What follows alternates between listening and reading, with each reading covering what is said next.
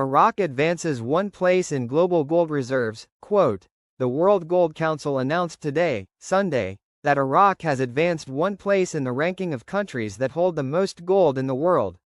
Iraq increased its gold holdings to 162.7 tons, representing 12.7% of its total other reserves. Have I not been telling you they're coming after you?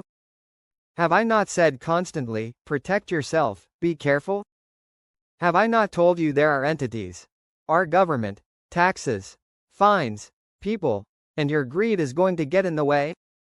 Your greed is going to cause you to lose everything. You're willing to gamble a year or two to see what the float does. I don't criticize it, but what if another virus worse than the coronavirus? You ain't going to have no time to make no money and wait, the whole world shut down. I have contacts that are physically working in some locations. They started over this weekend. A couple of group contacts are steadily working and dusting off old paperwork and going through things because they have not been there in quite some time. Some groups expect full release of Tier 4A funds this week as well. I am very excited about the chatter, but we need it to actually come to fruition. The sheer numbers of folks in physical position around the world right now that are updating paperwork is amazing. To help you on an exchange, you're probably going to want to call your bank and schedule an appointment. In other words, if you're heavily invested in this, don't just walk into a bank with a big old bag of money and say, I need to exchange all this. Call them, set it up, schedule it, let them know how much you have. Ask them, do they have limits that you can bring in? I'm not calling a bank. I'm going to call Wells Fargo's private bank. I'll be able to bring in all my currency at one time. I don't have to bring it in stages or in different intervals or anything like that. I can bring it all in at once. Iraq's dollar reserves exceed $100 billion. Iraq advances one place in the global reserve. Iraq has massive amounts of reserves in comparison to what she truly needs in foreign currencies. You add the foreign reserves with her gold. For some reason they just found a few more tons of gold because they went from about 152 tons to about 162 tons. They found enough chump change to go buy 10 tons of gold. I think that's pretty funny because everybody's like, where do you get all that money? All their new non-oil revenues and the profits they're making. They're making a surplus. And you wonder why gold is at $2,880. That's a big jump, all-time extreme highs.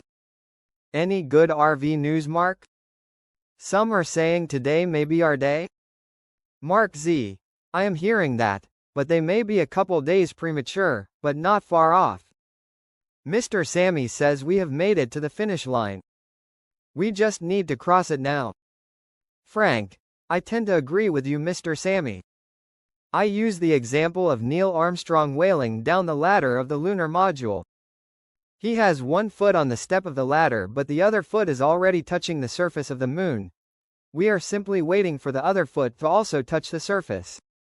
For Iraq, non-oil revenues, which include taxes, customs and earnings from sectors outside hydrocarbons, rose to nearly 12% of total revenues in the first 9 months of 2024, up from about 7% before the approval of Iraq's landmark 3-year budget in 2023. The rise in non-oil revenues is attributed to increased import customs, expanded taxes and contributions from the housing, transport and construction sectors. Non-oil GDP growth in 2024 will raise national investment in 2025. Al-Sudani advisor, quote, Mazar Saleh, the Prime Minister's advisor for financial affairs, confirmed. The growth in the non-oil GDP, which reached 6% in 2024, will positively reflect on the strength of national investment in 2025. The Iraqi economy will witness a high investment boom in 2025 thanks to the economic accelerator factor in the investment field, in addition to the high positive growth effects of national income in 2024. Question. So no tax on our exchanges? Mark Z. I don't think we will be taxed, but be prepared just in case. Prepare for the worst and expect the best. Economist. Washington's policies towards Iraq prevented the revival of its financial resources, Will Trump change this Obama-Biden-era foreign policies towards Iraq? This is the only way, and I mean only way, we will see the RV in short order. The fact that Trump is a businessman before being a politician gives him the advantage to see the great potential for American investment in Iraq. Sunday, Minister of Planning Mohammed Tamim set the date for announcing the final results of the General Population and Housing Census, indicating that the population of Iraq on the 10th of December 2024 reached 46,122,000. Tamim said in a speech during a dialogue seminar organized by the Naram Sen Foundation for Dialogue and Development, under the title, The Ministry of Planning's Methodology in Building Sustainable Development for a Capable Iraq, published by the official agency, that the Ministry of Planning has reached everyone with the population census, and we have coordinated with the United Nations and international experts. Tamim continued, one of the most difficult programs implemented by governments is the population census, and the census encountered financial, political and social difficulties. We contracted with Nokia to establish a data center, which is one of the largest centers in the Middle East, and the Ministry of Communications approached us to expedite the FATFON contract.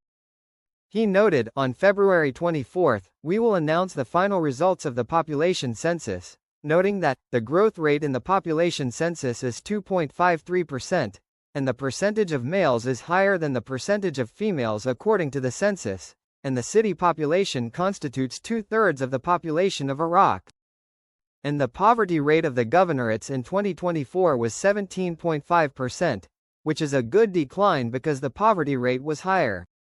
Tamim explained that Al-Muthanna Governorate still has the highest poverty rate of 40% among the governorates, with Babylon in second place, while Basra has a poverty rate of 27.5% and a half, while Anbar has 22% and Baghdad has 13%.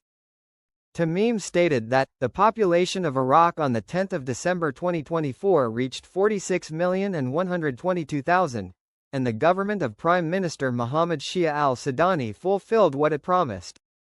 The head of the State of Law Coalition, Nouri al-Maliki, confirmed on Monday that the vote on the 3 controversial laws in the House of Representatives is incorrect, justifying that by saying that the vote was done with one basket and the number, half plus 1, was not completed. Al-Maliki said in a televised speech, followed by Shafaq news agency, that a state not governed by law is invaded by chaos and outlaws, indicating that, in order to form the state and society on sound foundations, justice and fairness must be provided among the components of society. Al-Maliki continued, the rule of the judiciary must be supported as it is the final guarantee to control the course of events. One of the sources of strength of the judiciary is that it is independent,